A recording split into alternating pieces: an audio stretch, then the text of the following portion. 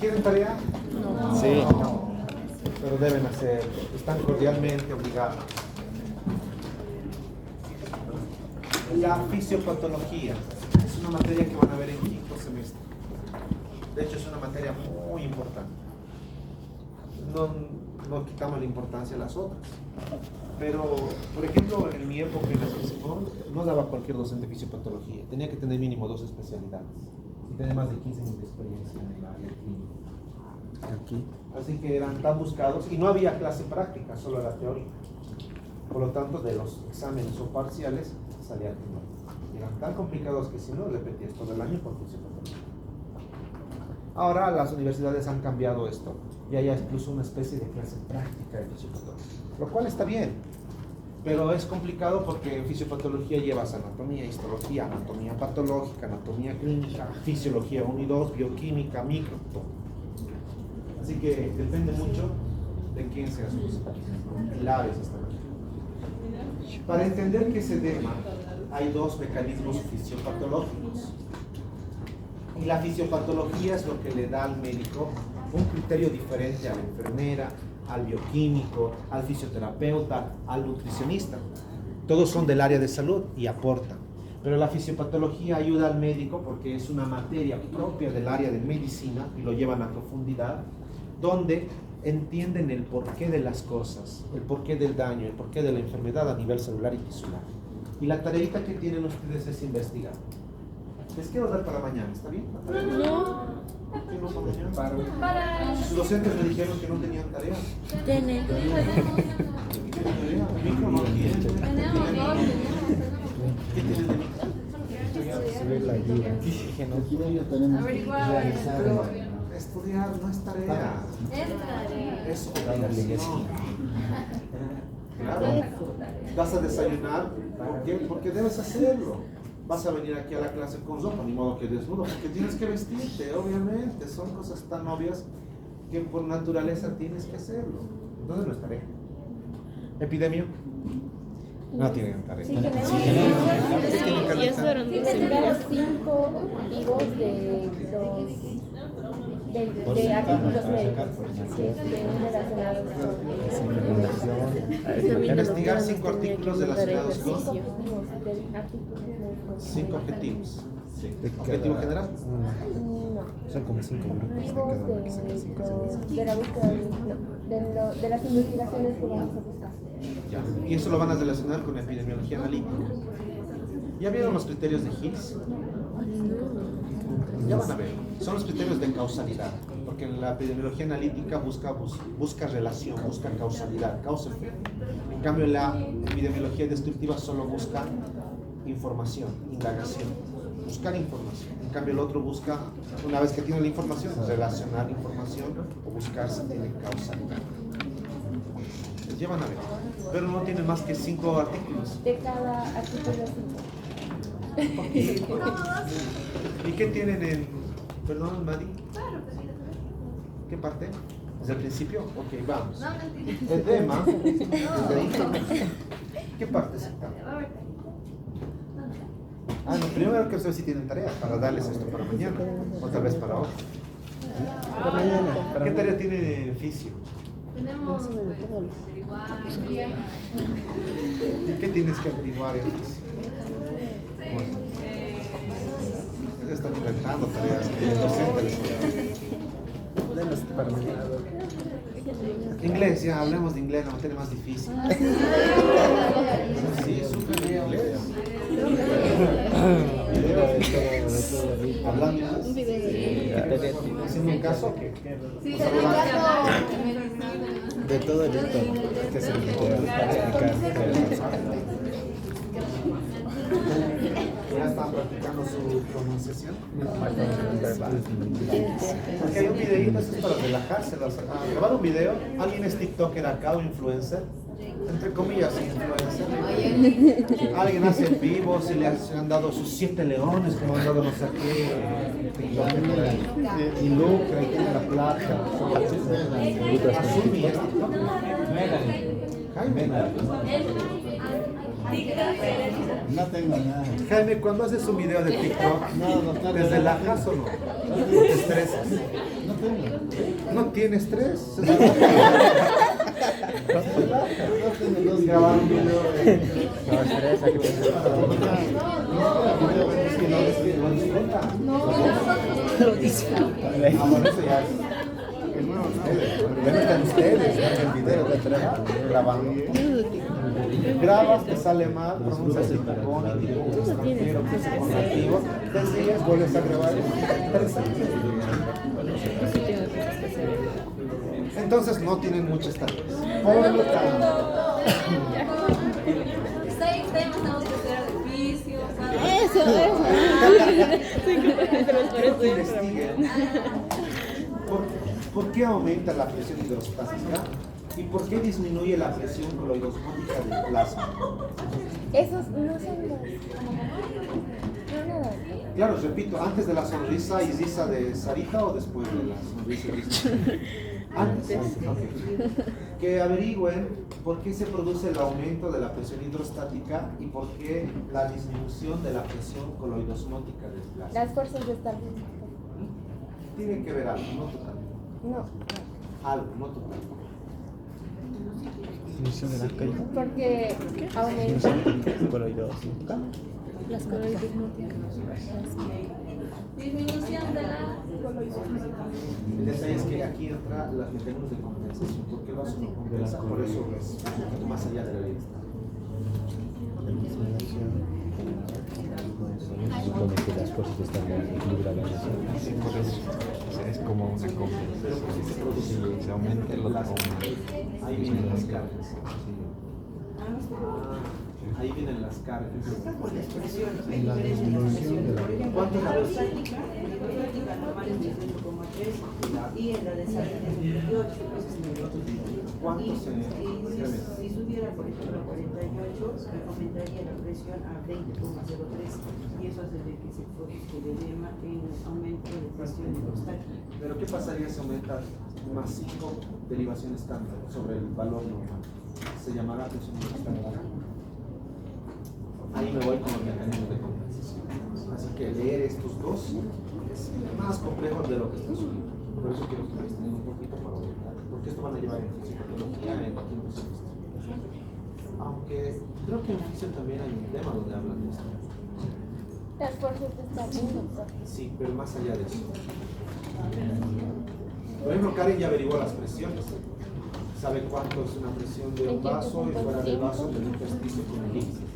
Con esas presiones puedes saber si hay o no hay aumento de la presión o la disminución de la otra.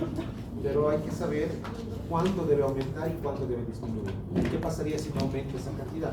Entonces es un poquito complejo, por eso les digo que solamente averigüen todo lo que puedan sobre esto. Una pequeña investigación. Tú casi ya tienes algo. Karencita Clara, gracias. Obstrucción linfática. ¿Sabes por qué no haces edema tú ahora? Tú. Raulito. No, loco. ¿Qué evita que no hagas edema? Con edema.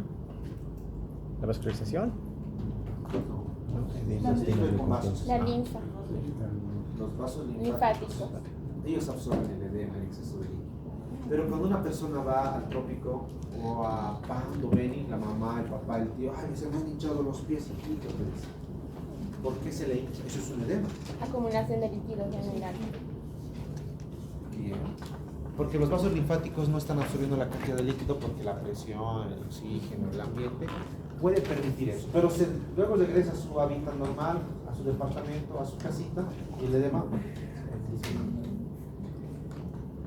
Te voy a mostrar una enfermedad que puede obstruirte los vasos linfáticos y se llama filariasis, conocido como elefantiasis.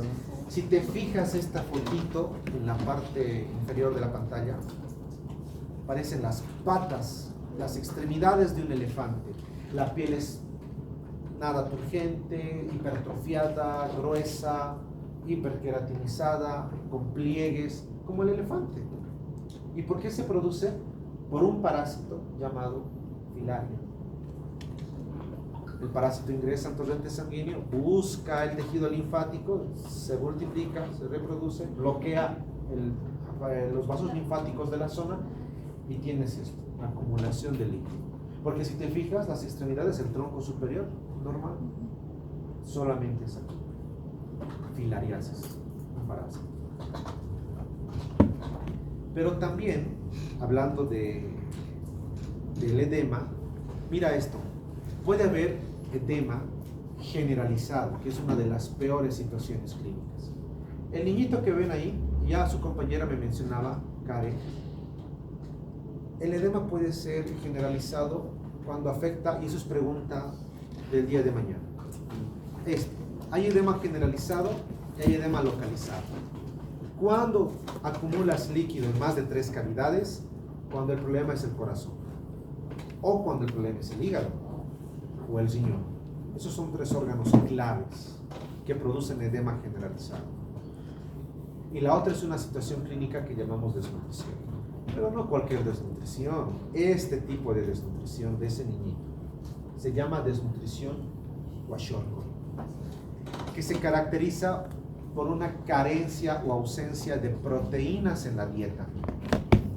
En países africanos y en algunas localidades de Haití, es tanta la pobreza, extrema pobreza, que estos niñitos comían una vez al día, a veces 2, y no había proteínas en su alimento, en su dieta. Cuando no hay proteínas, te da esto, desnutrición por kwashiorkor. Miren, la escama frontal con edema, la zona palpebral con edema, cigomáticos, lucinador, músculos de acá, propios en la mejilla, con edema. Miren el dorso de la mano, miren aquí el abdomen, miren aquí la rodilla, las cavidades articulares de la patela o rodilla. El edema es generalizado. ¿Se puede revertir este caso? Claro, alimentando al niño con una dieta rica en proteínas. Pero lo que pasa a niños en extrema pobreza, ¿no? Y el que ven acá, este es un edema localizado. Te picó la abeja, un insecto y bueno, solamente en la zona de la picadura. Miren esos labios, parecen a las Kardashian. O esas personas trans que ahora se hacen, no sé qué, se ponen aquí, hasta chicas he visto unos labios y mientras más grandes, más sexys. Pero eso ya no es producido por una alergia, eso ya es provocado. Pero en el caso de la alergia, sí, solamente una zona específica puede manifestarse. Entonces la pregunta de mañana, menciónenme 3 órganos que producen edema generalizado. Respuesta, corazón, hígado, riñón, o si quieren la desnutrición por kwashiorkor. Y casos de edema localizado, trombosis venosa, ¿no? Bloqueo linfático, como en el caso de la filariasis, inflamatorio, cuando solamente es una zona específica, y alérgico, también una zona específica. Y estas son las cavidades. Si se acumula líquido en las cavidades, dijimos, se llama derrame. Hidrotórax, líquido acumulado en la cavidad torácica. Hidropericardio, en la cavidad pericárdica. Y asitis, ¿tendrá que ver con cistitis?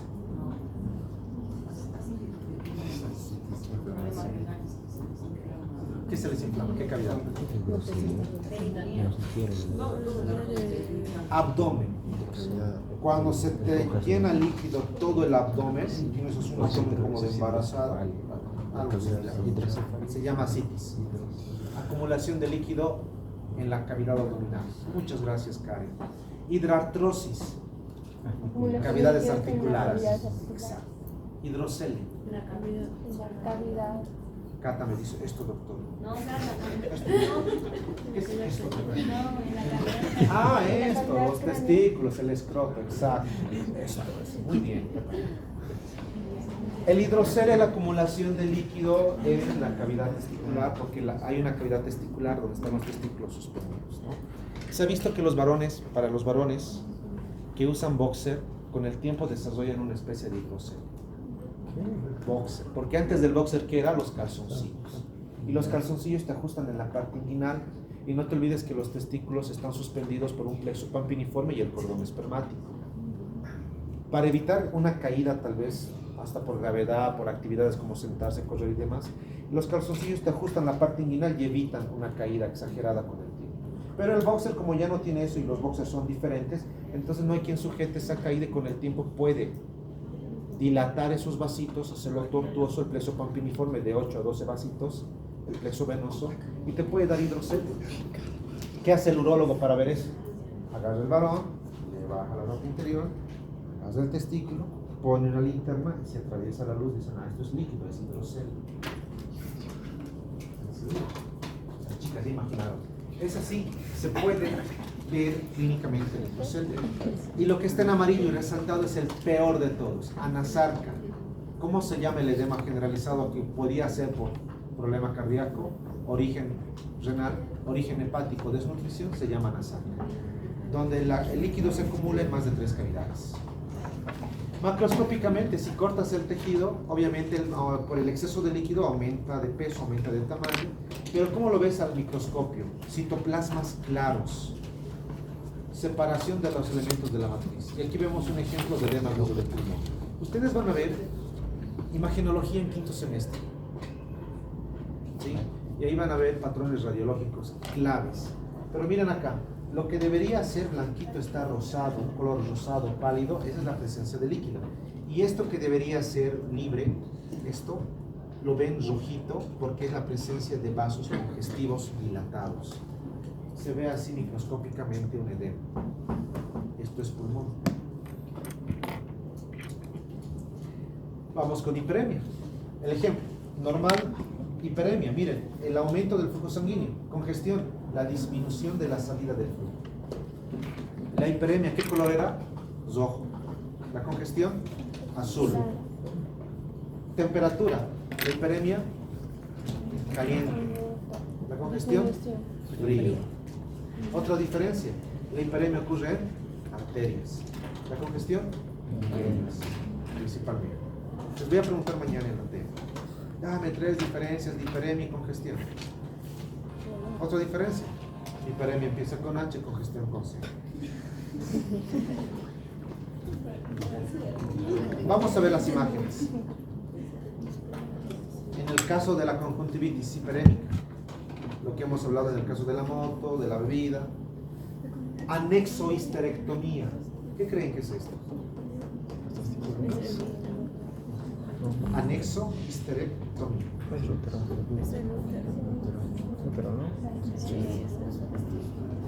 ¿Qué es esto? ¿Qué es esto? Primero, a ver, ¿qué órgano es? Parece un útero. Lo que parece es. ¿Dónde está entonces el problema? Este es el tumor que afectó a una trompa. ¿Qué trompa? Es Eustaquio, falo. Muy bien. Y se tuvo que extraer porque el tumor afectó toda la trompa. Obviamente solamente esa parte está afectando, por eso anexo histerectomía, sacaron todo el útero, porque cuando el tumor es agresivo, es severo, tiene un patrón patológico como anaplasia, displasia, lo mejor es sacar todo. Se extrajeron todo el útero, pero el problema está en un anexo, es decir, en una parte que sería la trompa de familia. Si a una mujer le sacan una trompa y no le sacan el útero, ¿podrá embarazarse con la otra trompa? Sí. Es posible. Claro, hay que tener mucho cuidado, mucho intento, pero sí es posible, con una sola trompa. Pero en este caso es un tumor, así que el pronóstico es malo, sacaron todo el útero. Por eso se llama anexo histerectomía, extracción quirúrgica del útero. Anexo, mostrando la afección de una parte del útero. ¿Y qué es esto? Para que no piensen mal, ahí está el nombre, apéndice sacral. ¿Cuánto mide el apéndice? Saquiel, ¿cuánto te mide el apéndice? El tuyo. ¿Comes vegetales o mucha carne? Los dos. Los dos. ¿Y cuánto mide el apéndice normal en una persona? De 5 a 10, 5 a 8, 5 a 7 por las ratitos. Ahora si se van a otros países como India, África, un poquito más. ¿De qué depende el tamaño del apéndice? De la cantidad de vegetales que consumas y la presencia de bacterias que existen también. Entonces está sabido de que una persona que no come vegetales, no le gusta el brócoli, el lechuga, la espinaca, nada, su apéndice es mínimo. Bueno, ¿y qué es esto? Vaso. ¿Cuánto mide el vaso? Lucero, ¿cuánto mide el vaso? Tu vaso. No se chupa. El izquierdo, obviamente. ¿Es 14? Sí, sí. Más o menos 6. El izquierdo es más grande. Puede ir de 8 a 12, 7 a 10, de 4 a 7. ¿No? Longitud, altura y obviamente. ¿Quién iba a decir Ya. todo lo que nos ha dicho? Bien. Y esto es una imagen microscópica. Deberíamos tener espacios blancos que se llaman sinusoides hepáticos, donde se transportan y se intercambian todo lo que el hígado produce, pero vamos a ver que hay colección o acúmulo de células hematíes, glóbulos rojos, por eso se le hacen foquitos como manchas rojas en varios lugares del parénquima hepático. Hemorragia. Las hemorragias se producen causas 3. Angiopatía significa algún trastorno de la pared del vaso. Si no es en la pared del vaso, esos son los factores de coagulación que llamamos coagulopatías. Y en el peor ejemplo, mixta, que tengas problemas en los factores de coagulación y problemas en el vaso, terrible. Este pacientito está sangrando, epistaxis, ¿verdad? La mayoría de ustedes, bueno, de la población en general, ¿qué hace cuando hay un sangrado de la nariz? Atrás, peores, no se hace eso. ¿Por qué? No es que la sangre te va al occipital, ¿no? Se acumula y puede entrar. Pero hacen eso, hasta las mamás, los papás, ¿no? Ah, no, atrás le está sangrando la nariz. No haces eso. ¿Por qué? Que se va directo hacia los pulmones. Primero te tragas la sangre. ¿Sabes a qué sabe el hierro? Si has comido hígado, tienes una sensación. ¿Sí? ¿No está el hígado?